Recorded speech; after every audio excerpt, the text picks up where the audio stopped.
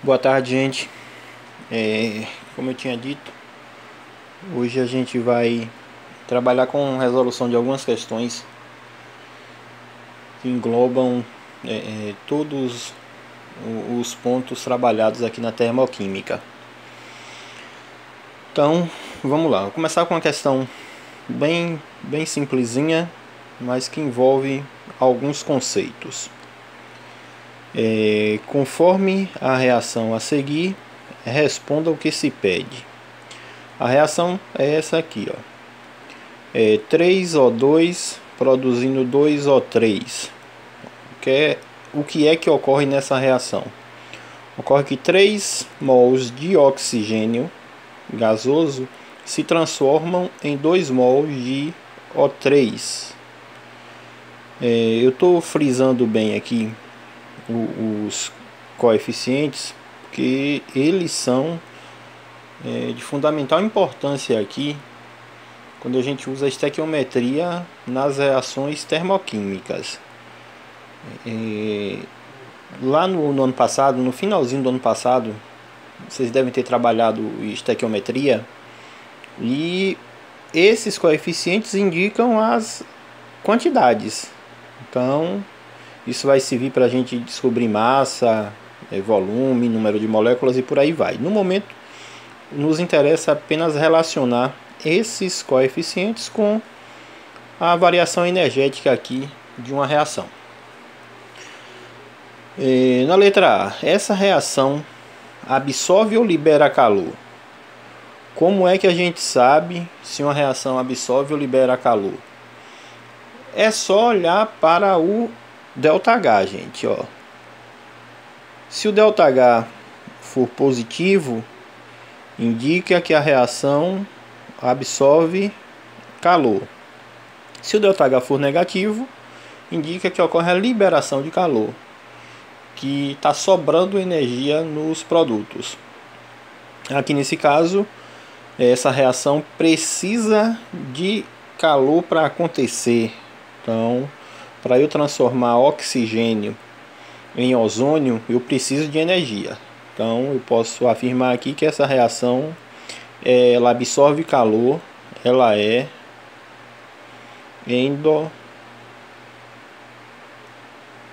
endotérmica.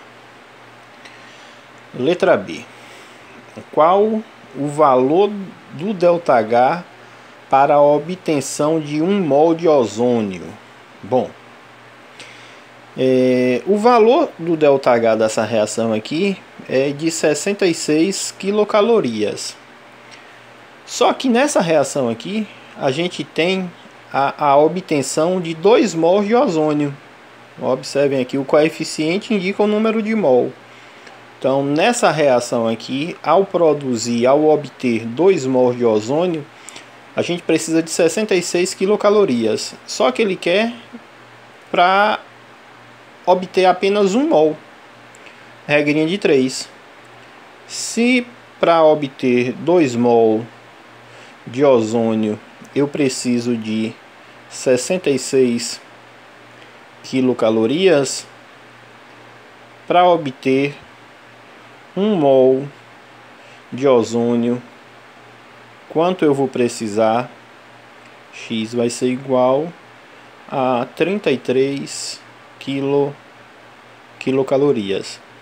Então, para obter 1 mol de ozônio, a gente precisa de 33 quilocalorias.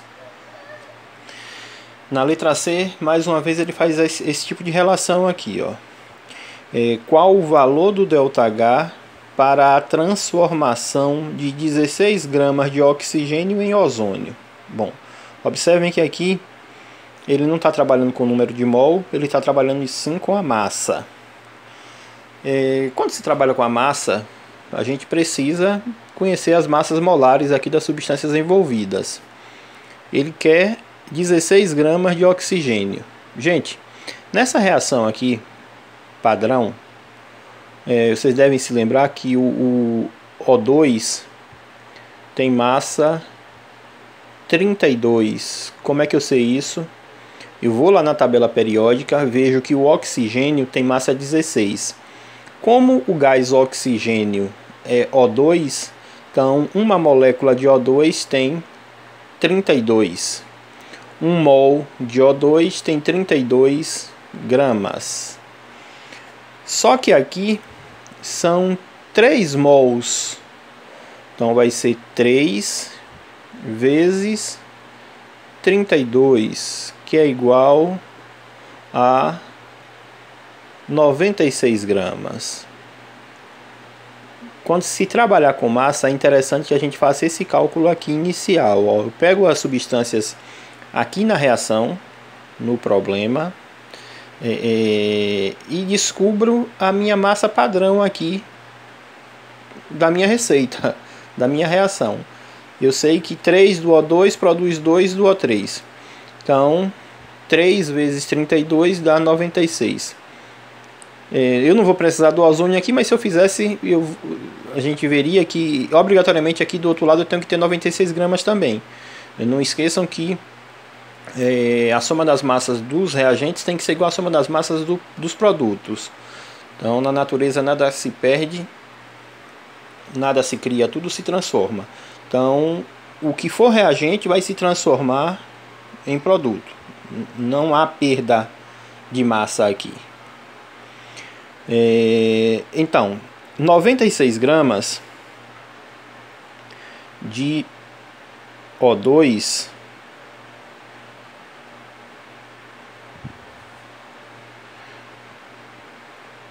precisa de 66 quilocalorias para se transformar em ozônio.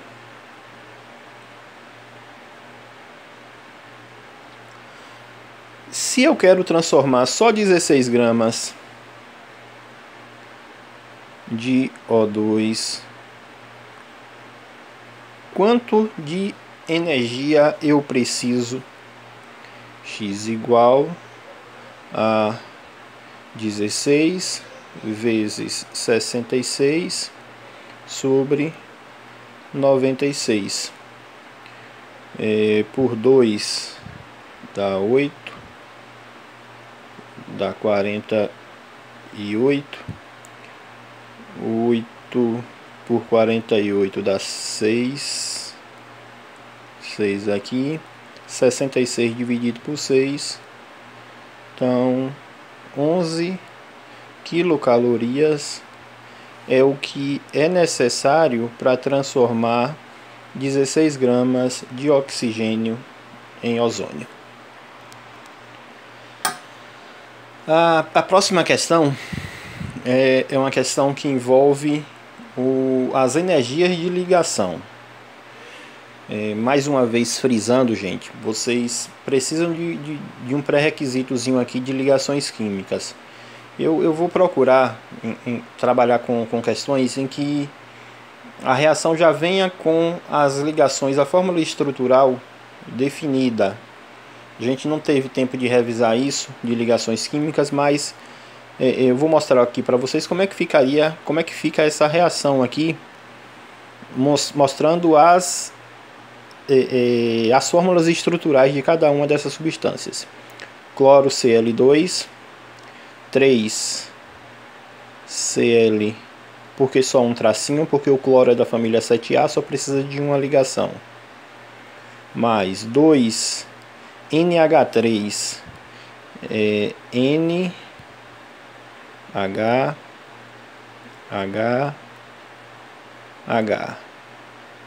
produzindo 6HCl, mais N2, que é N ligação tripla N. O nitrogênio é da família 5A, por isso que ele precisa de 3 ligações para ficar estável. Bom, a gente viu na aula de ontem que para a energia de ligação, frisem bem isso, só para a energia de ligação é que o cálculo do ΔH vai se dar da seguinte forma: ligações dos reagentes menos ligações dos produtos. Só explicando por que isso aqui, porque ligação dos reagentes é sempre quebra das ligações dos reagentes, é sempre endotérmico, eu preciso de energia para quebrar uma ligação. E a formação que vai ser lá nos produtos é sempre exotérmico. Então, por isso esse menos aqui. Então, isso aqui de reagente menos produto só se encaixa para energia de ligação. Em qualquer outro cálculo que a gente for fazer para calcular o ΔH, vocês vão utilizar a seguinte expressão: ΔH é igual a entalpia dos produtos menos entalpia dos reagentes. Certinho? Isso só para energia de ligação. Então vamos lá. Eu tenho aqui 3 ligações CL e CL. Cada uma vale 58. Então vai ser 3 vezes 58. Dá 24, vai 2, 15, 17. 174. Aqui dos 3 CL. Mais amônia NH3. São 3 ligações NH. Ó. Só que percebam que eu tenho 2 moléculas aqui. Então vão ser 6 ligações do tipo NH. Logo, o que eu vou ter é isso aqui, ó. 6 vezes a ligação NH, que vale 93. 6 vezes 3, 18, vai 1. 6 vezes 9, 54 e 1, 55. 558 mais 174. Dá 2. Se eu errar algum cálculo aí, vocês me corrijam, viu? Vai 1. Dá 3. Vai 1. 732. Então, ΔH vai ser igual a... Dos reagentes eu já achei. 732. Menos, eu já vou colocar o menos aqui porque as ligações que são quebradas é negativo. 6 ligações HCl, cada uma vale 103. Então, 6 vezes 103 dá 8, vai 1, dá 1, 618. E uma ligação N tripla N, que vale 225. Então 225 aqui vai ficar igual a 3, vai 1, dá 4, 843. ΔH é 732 menos 843. Isso vai ser igual a quanto? Dá 1. Dá 1 e dá 1. ΔH igual a menos 111 quilocaloria. Não coloquei aqui a grandeza, mas é quilocaloria. Então, o ΔH dessa reação, utilizando as energias de ligação para calcular, a gente achou aqui menos 111 quilocalorias. Se o problema te perguntasse se ela é endotérmica ou exotérmica, como o sinal é negativo, eu posso afirmar que essa reação ela é exotérmica. Ela libera calor. Bom, outro tipo de questão aqui que se costuma muito se cobrar é o cálculo direto do ΔH. O cara te dá uma reação aqui e pede o ΔH dela. Então aqui, ó, considere as seguintes entalpias de formação. Então, a entalpia de formação do óxido de alumínio é menos 1670 e a entalpia de formação do óxido de magnésio menos 604. Ele me informa isso aqui e me dá a reação e quer saber o ΔH dela. Então, ΔH, como aqui não é através das energias de ligação que a gente vai responder, gente, então o ΔH é calculado da seguinte forma: entalpia dos produtos menos entalpia dos reagentes. Quem é produto aqui? ΔH é igual a entalpia do Al2O3 mais entalpia 3 vezes a entalpia do magnésio, 3 vezes a entalpia do magnésio. Esse coeficiente aqui você vai multiplicar pelo valor da entalpia, menos 3 vezes a entalpia do óxido de magnésio, mais 2 vezes a entalpia do alumínio. ΔH vai ser igual a entalpia do óxido de alumínio menos 1670 mais 3 vezes a entalpia do magnésio. Ele não me informa aqui, gente, o valor da entalpia do magnésio. E aí, o que é que eu faço? Você não precisa fazer nada, porque o magnésio está no estado padrão aqui, estado sólido, e qualquer substância simples no estado padrão tem entalpia igual a zero. Então 3 vezes 0 dá 0. Menos 3 vezes a entalpia do MgO. Então 3 vezes menos 604 mais 2 vezes a entalpia do alumínio, também substância simples. 2 vezes 0 dá 0. ΔH igual menos 1670. Menos por menos vai dar mais. 3 vezes 600, 1800. 3 vezes 4, 12. 1812. ΔH igual 1812 menos 1670 dá 2.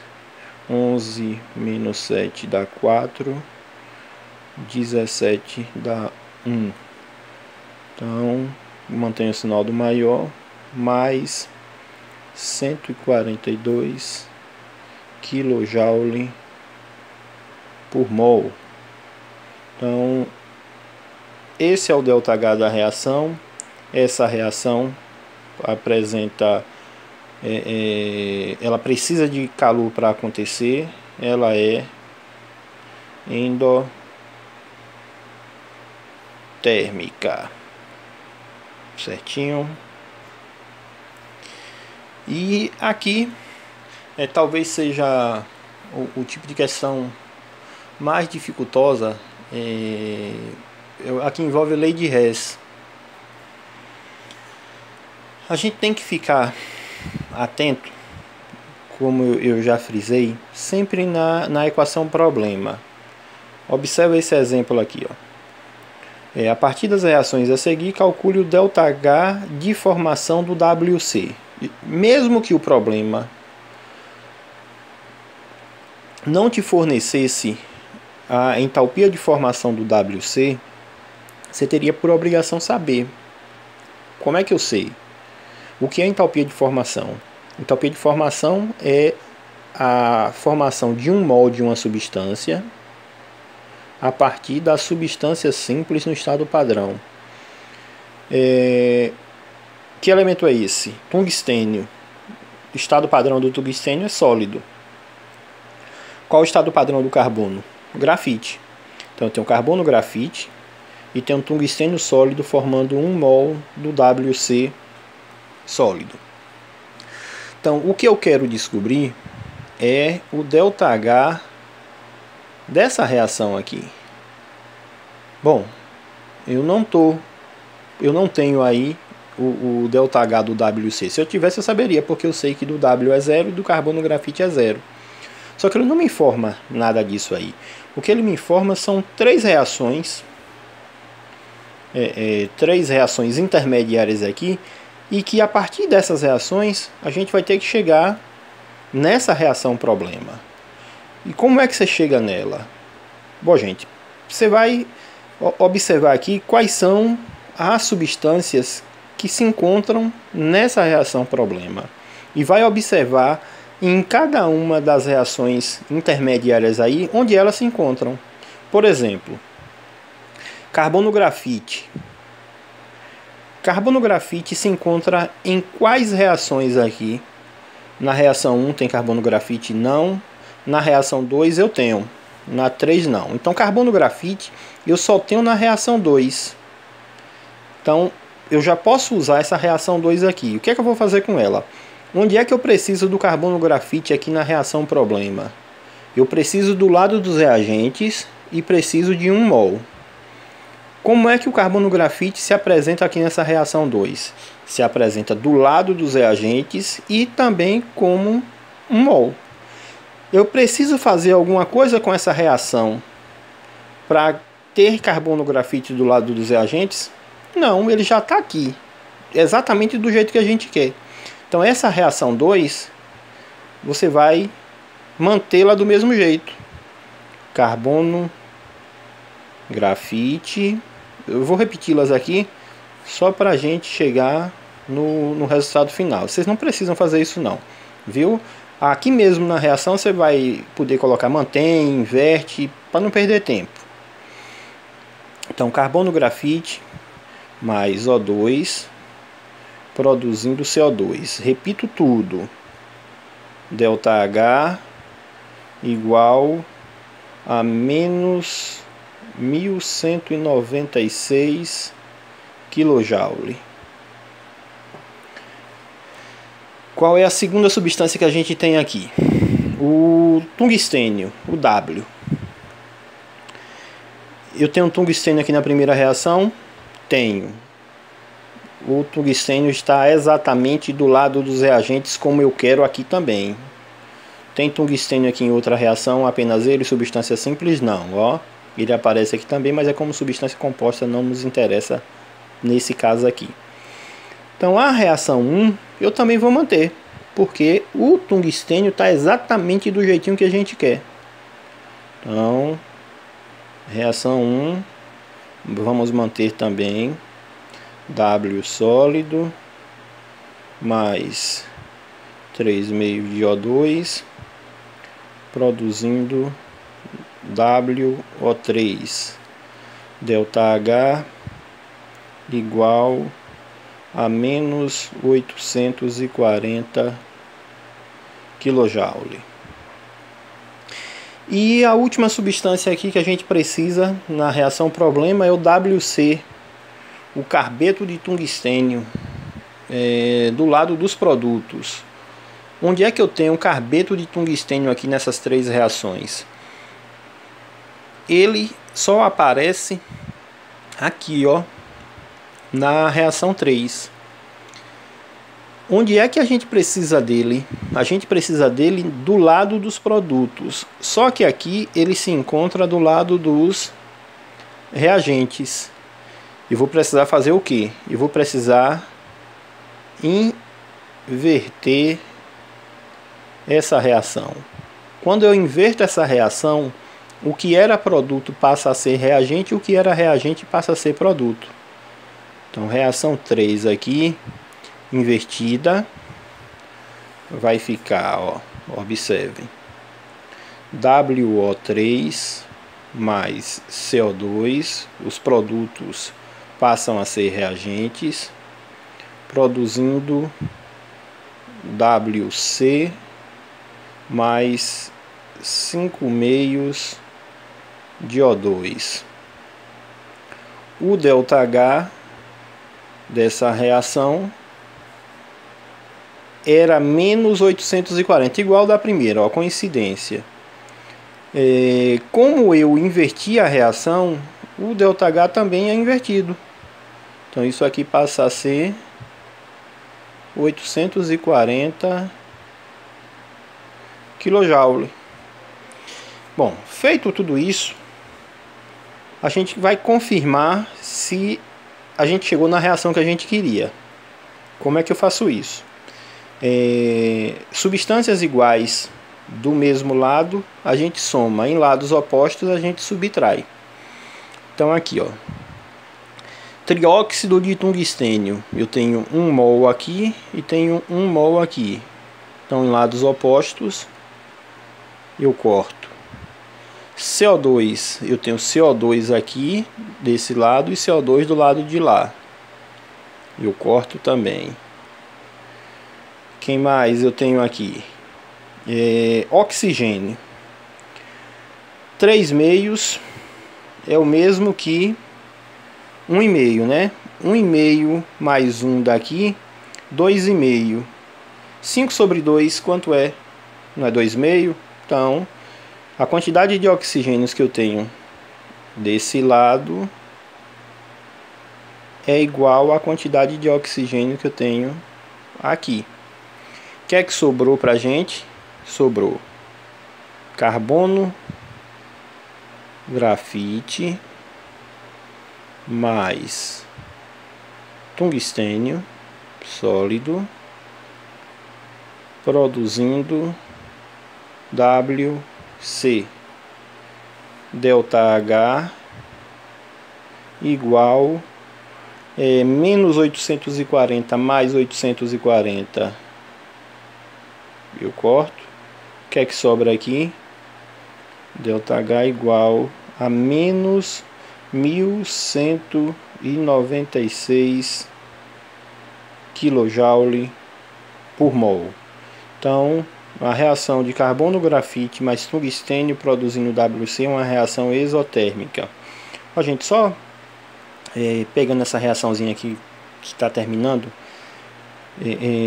para a gente fazer aquela relação de uma questão anterior aí, que provavelmente vai ser cobrado de vocês, e isso em qualquer prova, geralmente isso vem na parte de termoquímica, é a parte mais cobrada, que é a parte da estequiometria. Então, por exemplo, aqui, ó, nessa reação, o carbono, a sua massa é 12. Então, 12 gramas. Quer dizer o quê? Que 12 gramas de carbono nessa reação aqui, quando eu reajo com tungstênio, são liberados 1196 kJ. Aí o cara vai te dar um valor lá de uma massa. Por exemplo, se eu quiser reagir 120 gramas de carbono, quanto de energia eu vou liberar? Você faz a regrinha de 3 aqui. X. Nesse caso aqui, eu teria o que? X igual a liberação de 11.960 kJ. Aqui foi só um exemplo, mas lembrem-se que eu posso relacionar o número de mol das substâncias com o ΔH, assim como a massa. E não esqueçam que para a gente achar a massa aqui, massa vai ser igual a aqui, número de mol é igual a massa sobre a massa molar. Então a massa vai ser o número de mol vezes a massa molar, como eu fiz aqui, ó, como é 1 mol vezes 12 dá 12 gramas, e por aí vai, certo, gente? Então é basicamente isso mesmo que a gente vai cobrar. As questões de classificar endotérmico com exotérmico não vai ser nada difícil não, tá bom? Então, bom estudo. Qualquer dúvida, estou à disposição, e desde já boa prova para vocês e bom descanso.